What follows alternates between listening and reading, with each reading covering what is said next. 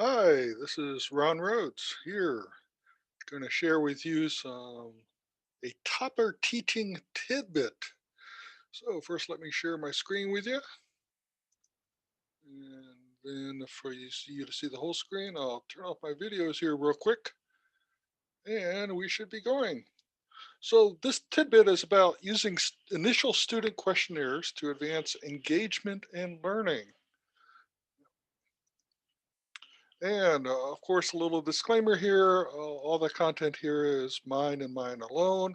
It's not necessarily endorsed by WKU or any other institution or cult, gang, or motley group of characters that I've ever belonged to or ever been kicked out of. So what is an initial student questionnaire? It's basically a Word document that you send to your students in the very first week of classes. You ask them to fill it out. You actually give them points to fill it out. As we know, we need to incentivize our students to complete things. It's usually 4 to 5 pages.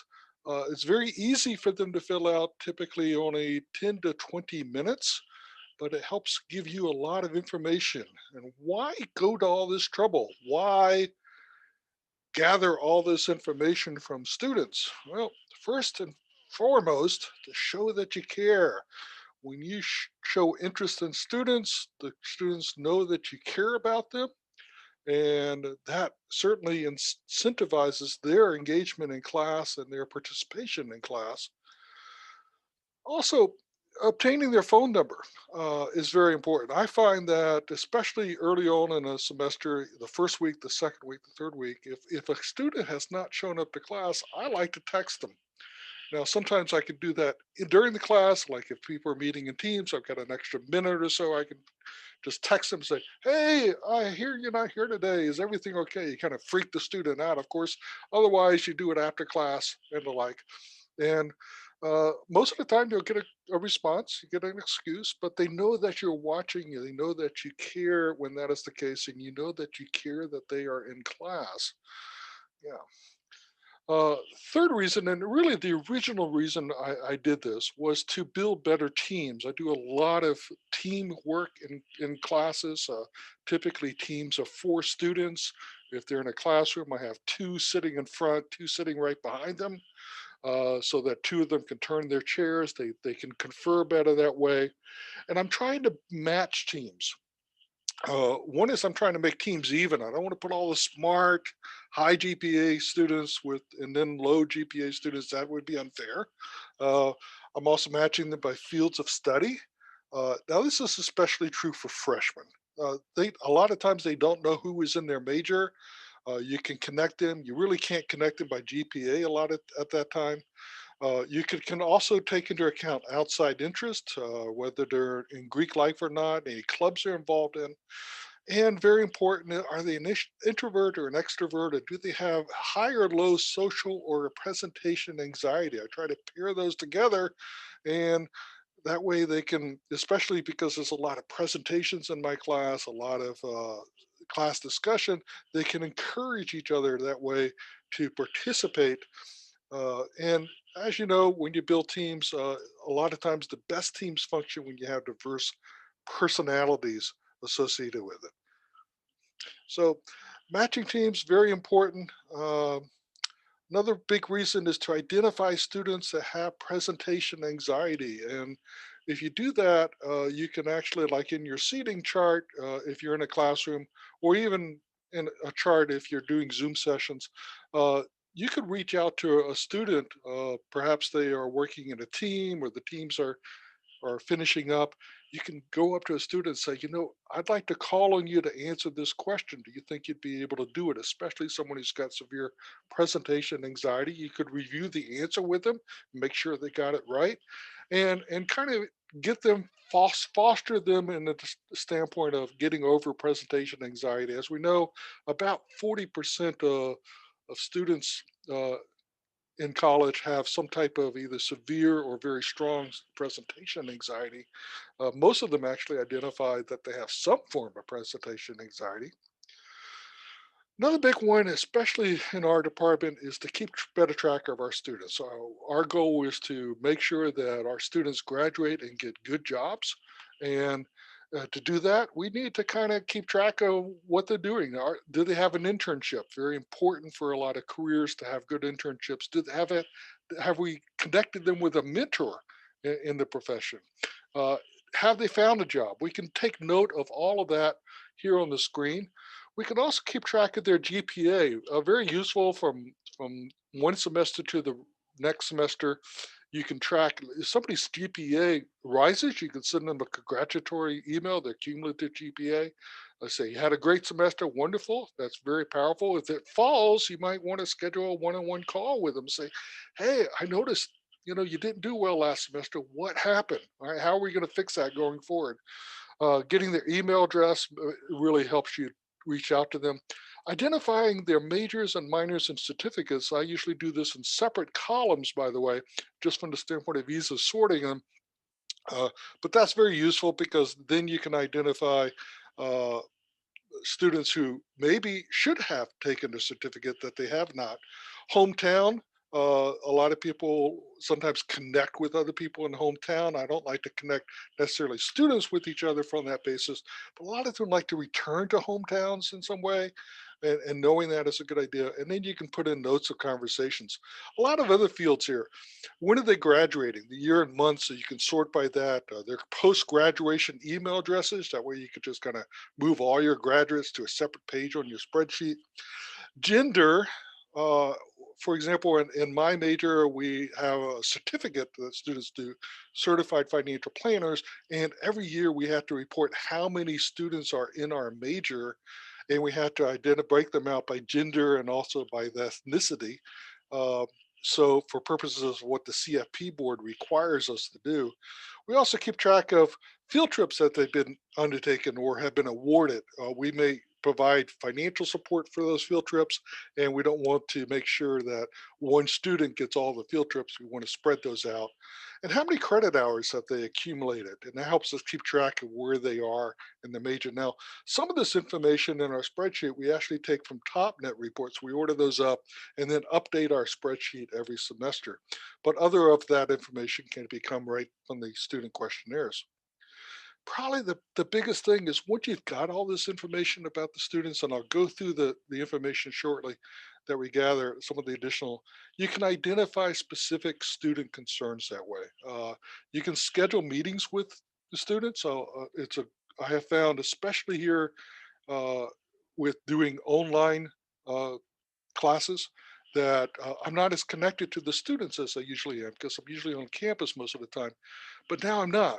So I can actually, especially for freshmen, I can have them schedule an appointment with me the second or third week of class for 10 minutes, and very easy to do versus Calendly, which I'm sure there'll be another instruction about. Very easy program to do. You don't have to waste a lot of times with emails back and forth, scheduling conferences. They're automatically scheduled. You can set them up, connect with your calendar, like your Outlook calendar, and you can also set up Zoom meetings that way. So they're automatically set up for you that way. Um, I I actually incentivize those meetings. So I'll say these are required meetings. So 1% of your grade goes to it. And that way you make sure students participate. You can also identify problems with groups or teams. So, I always like to ask, how is your team working out? Things like that. Ask open-ended questions. If you spot issues that with students procrastinating, like getting their assignments in at the very last minute or late, or problems with attendance or tardiness or sleepiness, you can say that and then kind of counsel them about getting adequate sleep and consistent sleep times and time management, and of course all the other things that we as educators can counsel students on to get them to be better students and have better habits.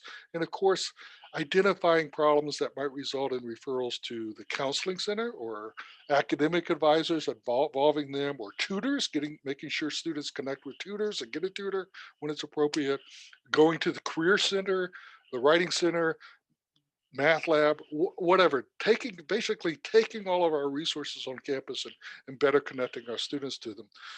Very important. A lot of students, especially freshmen, do not join as many clubs as they should. We should be actually having all students try to join 2 or 3 clubs or organizations.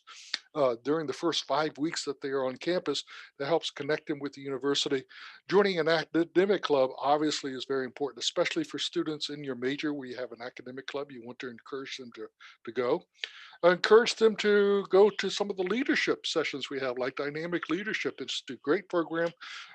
Peak events here in the Gordon Ford College of Business and professional education events, mock interviews that might be held.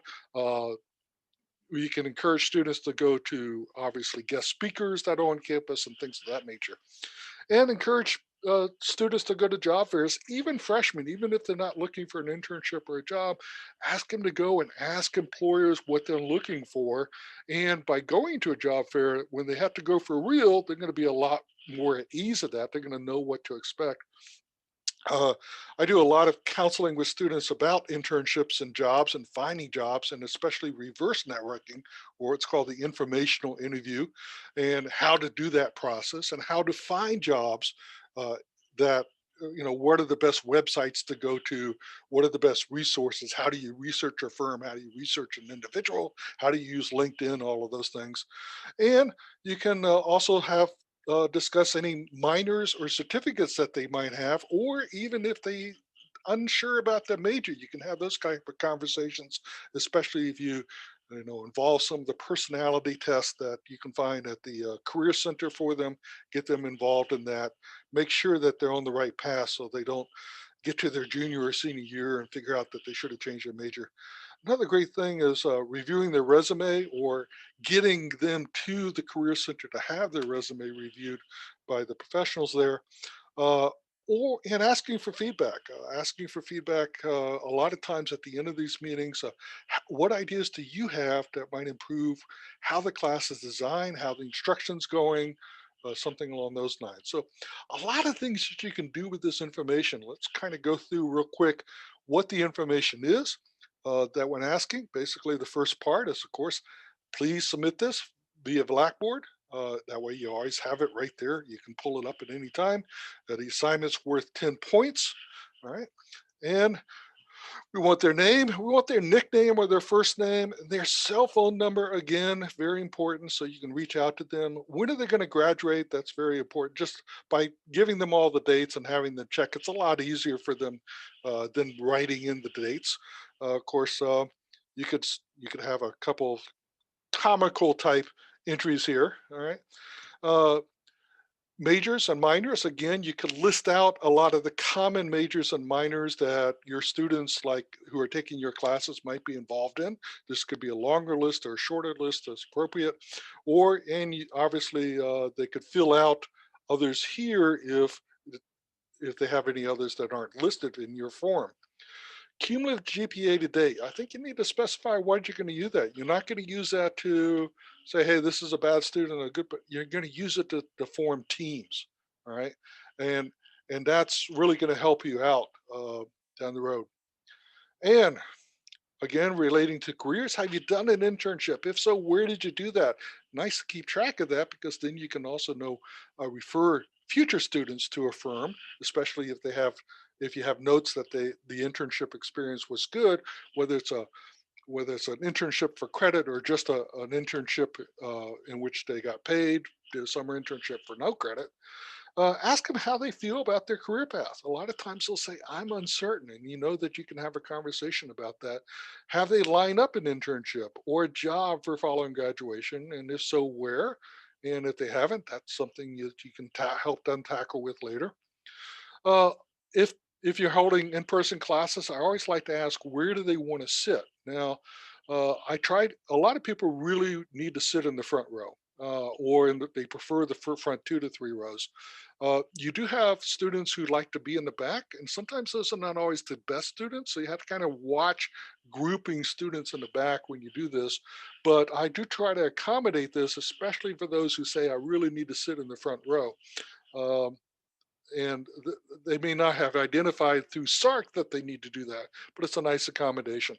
If someone's attending via Zoom, sometimes you have classrooms that are set aside for that. You kind of want to maybe know who's going to be in the classroom or if they're just going to attend from a different location. Uh, Introvert or extrovert? I like to ask, kind of give a description of this. What is these kind of range of extroversion and range of introversion and kind of let them check one of these. And also ask them social anxiety and presentation anxiety and actually describe what each of those are. Do they have none?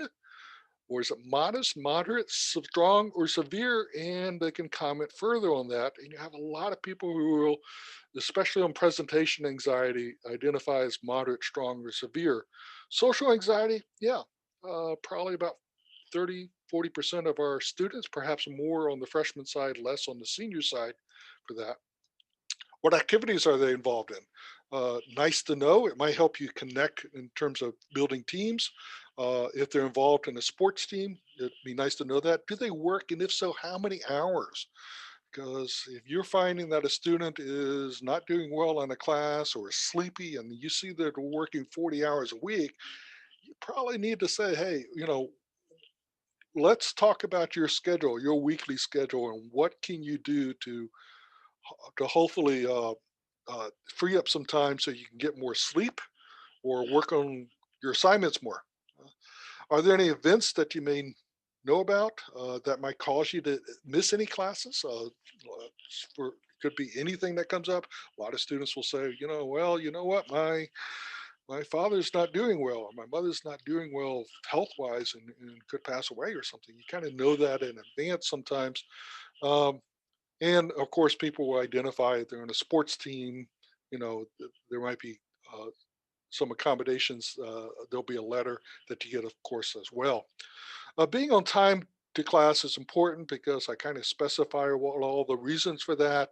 Is there any reason that might cause you to be tardy to class? This is really uh, very few people would say there's a reason to be tardy, but on occasion I've had somebody say, well, I'm coming all the way from the science lab and that class goes right to the end of class and it's a long walk, and you know that you can make a note on your seating chart or something along those lines. And then I want to make sure that students get adequate sleep. So I'm kind of prompting them. There's a little bit of education that goes on during classes on the necessity for getting enough sleep and consistent sleep. And then some more questions. Is there anything that's going to prevent you from successful interactive discussions, working in groups, team presentations, of which you should be aware, other than the social anxiety or presentation anxiety that they previously discussed? Is there anything not discussed brief that might impair their ability to undertake the coursework in this class? Typically, I don't get any real big responses to these questions, but I think it's nice to ask them, and on those rare occasions where you do get an answer, it may be something you can address right at the beginning of a class, as opposed to having a problem and you identify it 5 weeks later or by midterm. Is there anything else you want to make us aware of as we commence this term? And a lot of times you'll find some answers there. So this is basically the layout of the questionnaire. It is a Word document. I hope that CITL will share that with you. If not, please email me. I always put a little thank you for completing the questionnaire there. And for you, thanks for watching. And again, if you have any email on questions, comments, or suggestions about this, please email me and be happy to respond to you. Thank you.